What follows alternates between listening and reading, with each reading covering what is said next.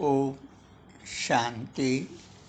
प्रिय आत्माओं, बहनों और भाइयों, आज का विषय है रूहानी मिशन। सभी ब्रह्मा कुमार जानते हैं कि हमारा मिशन रूहानी है।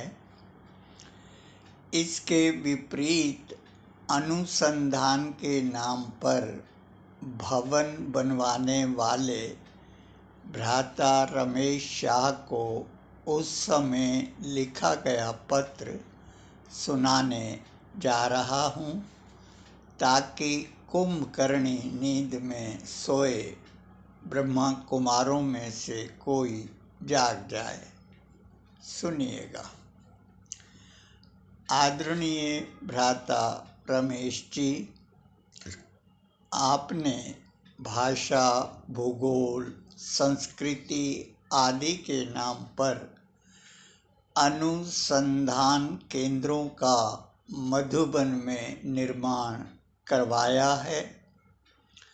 रूहानी सेवा अर्थ आए धन को मिट्टी में मिलाया है। क्या वास्तव में इसकी ज़रूरत थी?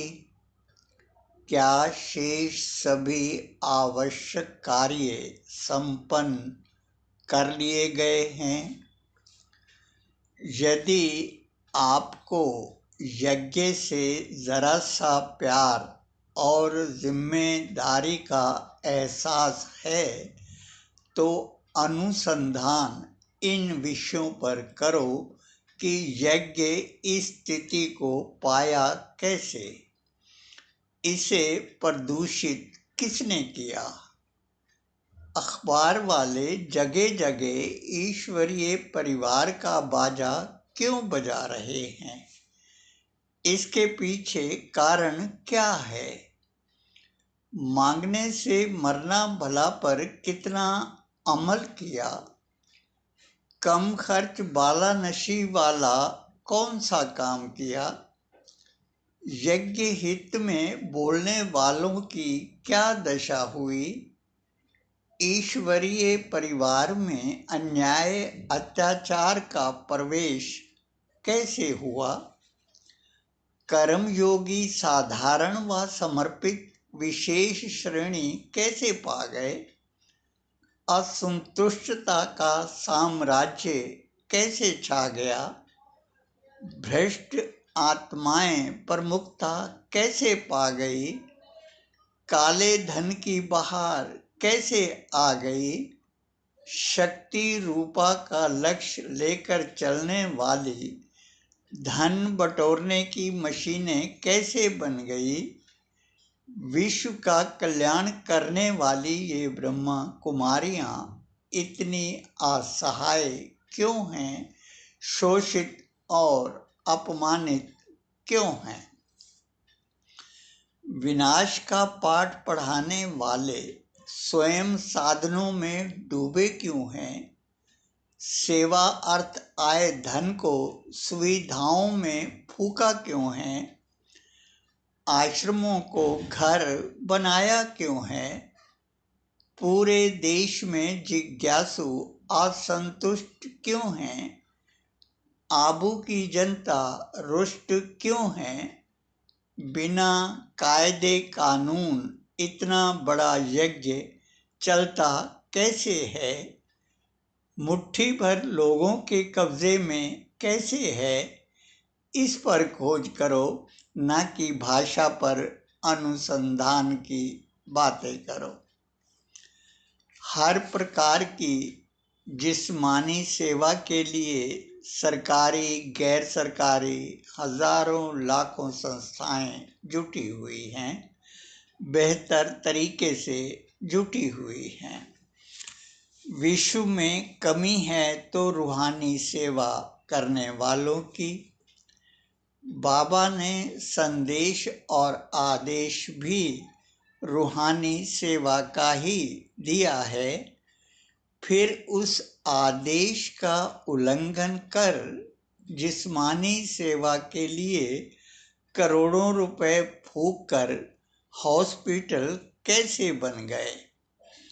आत्माओं की सेवा पर लगने वाला समय, संकल्प, शक्ति और धन इसमें कैसे लग गया?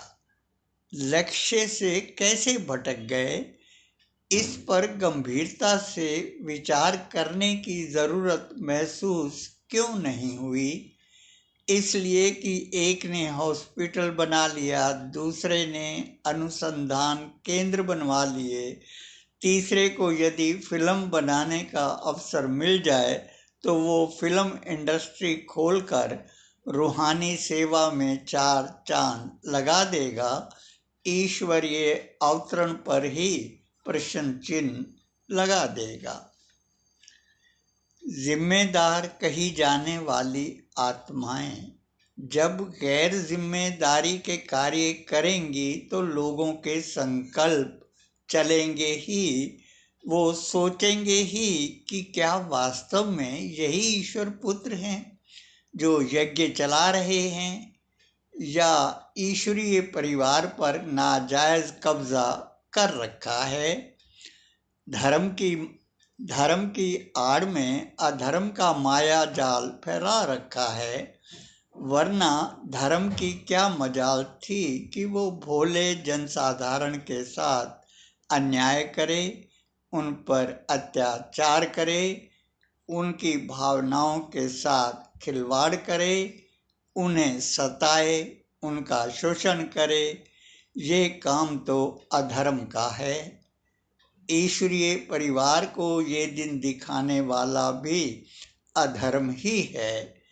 अब ये आप पर निर्भर है कि आप या तो इसे ही धर्म मानकर अपना सर्वनाश कर लें या अधर्म नाश के लिए कमर कस लें। ईश्वर पुत्रों का वास्तविक काम। अधर्म नाश और सत्य धर्म की स्थापना कैसे हो? प्राणियों में सद्भावना और विश्व का कल्याण कैसे हो? गीता का भगवान सिद्ध कैसे हो? यज्ञ में पैदा हुए हालातों पर काबू कैसे पाया जाए? एकता कैसे बनी रहे? चारों ओर फैला आक्रोश कैसे शांत हो? रूठों को कैसे मनाया जाए? शीघ्रता से शिव संदेश कैसे पहुंचाया जाए? इस पर अनुसंधान करो, ना कि भूगोल की बातें करो। अरे भाई, हम जगत के रचता हैं। जैसा आदर्श हम प्रस्तुत करेंगे, रचना वैसा ही तो करेगी। जैसे हम चलेंगे वो भी तो वैसे ही चलेगी। जो सभ्यता संस्कृति हम स्थापित करेंगे उसी को तो फॉलो करेगी। हम निर्माता हैं, जैसा निर्माण करना चाहें वैसा चलते फिरते चैतन्य केंद्रों में भी हो सकता है। ऐसे में मिट्टी के केंद्रों की आवश्यकता क्या है? जिस राम राज्य की स्थापना का लक्ष्य लेकर बढ़ रहे हैं, वहाँ भाषा, भूगोल और संस्कृति पर कोई झगड़ा होता ही नहीं। फिर इन पर अनुसंधान की जरूरत क्या है? धर्म की स्थापना और गीता के भगवान को सिद्ध करना, यह कार्य कितनी जल्दी और कैसे संपन्न हो, इस पर चिंतन की आवश्यकता है। और सबसे ज़्यादा आवश्यकता तो इस अनुसंधान की है कि क्या काले धन से धर्म की स्थापना हो पाएगी या नहीं। भ्रष्टाचारियों के पीछे दुम हिलाने वाले योगी हैं भी या नहीं? यदि हैं तो इनकी ऐसी दीनहीन दशा क्यों है? कारण क्या है? ये अनुसंधान का विषय है। इस पर अनुसंधान करो। गीता के भगवान को सिद्ध करने के लिए दिव्य अस्त्र उठाओ, अपना कर्तव्य निभाओ, अपने को जगत गुरु अथवा महामंडलेश्वर कहने वालों को चुनौती दो, उन्हें चैलेंज करो और पूछो कि जगत गुरु अथवा महामंडलेश्वर की उपाधि धारण करने का आपको अधिकार क्या है, बताइए, वरना इस झूठ से मुक्ति पाइए। धर्म गुरुओं से ये भी पूछो कि कुमारी कन्याओं, बूढ़ी माताओं से अपने पैर छुआने, दबवाने अथवा पुजवाने का अधिकार आपको किस धर्म ने दिया? जिस देश की जनता आधे पेट भूखी हो, उस देश के निकम्मों को चांदी की कुर्सियों पर बैठने, हाथियों पर सवारी कर भोली जनता को नचवाने जैसे तमाशों का धर्म से संबंध क्या है? ईश्वर के नाम पर ठगने वालों को ईश्वर का परिचय क्या है, क्या जानते हैं? ब्रह्मा कुमार एवं कुमारियां जब तक शक्तिशाली रूप का प्रदर्शन नहीं करेंगे तो ईश्वरीय शक्तियों के दर्शन कैसे करा पाएंगे? अधर्मियों को सबक कैसे सिखा पाएंगे? ऐसे श्रेष्ठ कर्मों से विमुख होकर हम यदि बैठ गए तो ईश्वर पुत्रों को जानेगा कौन, पहचानेगा कौन? सन शोज फादर होगा कैसे? शिव ही गीता का भगवान है, यह सिद्ध होगा कैसे? शिव शक्ति पांडव सेना का व्यक्तिगत विरोध किसी भी आत्मा से नहीं है। सेना का विरोध अन्याय और अत्याचार से है, अधर्म और पापाचार से है। इसलिए पत्रिका में जो भी प्रकाशित किया जाता है यज्ञ हित में ही किया जाता है। जो लिखा जाता है अधर्म के विरुद्ध लिखा जाता है। धर्म स्थापना का लक्ष्य लेकर चलने वाली सेना अधर्म का विरोध तो करेगी ही, सचेत करेगी ही। सत्य को सत्य कहने का अर्थ किसी पर कीचड़ उछालना नहीं होता, शिव का साथ देना होता है। धर्म स्थापना का कार्य उन्हीं आत्माओं द्वारा संभव है जो धर्म को सेवा मानकर चल रहे हैं। जिन्होंने इसे पेशा बना रखा है उन द्वारा धर्म स्थापना का कार्य हो पाएगा, ऐसा सोचना भी मूर्खता है, स्वयं के साथ धोखा है, आत्महत्या है। शिव शक्ति पांडव सेना का काम किसी की जगह हथियाना नहीं, कर्तव्य बोध कराना है। ईश्वरीय शक्तियों एवं मर्यादाओं का मूल्य बताना है।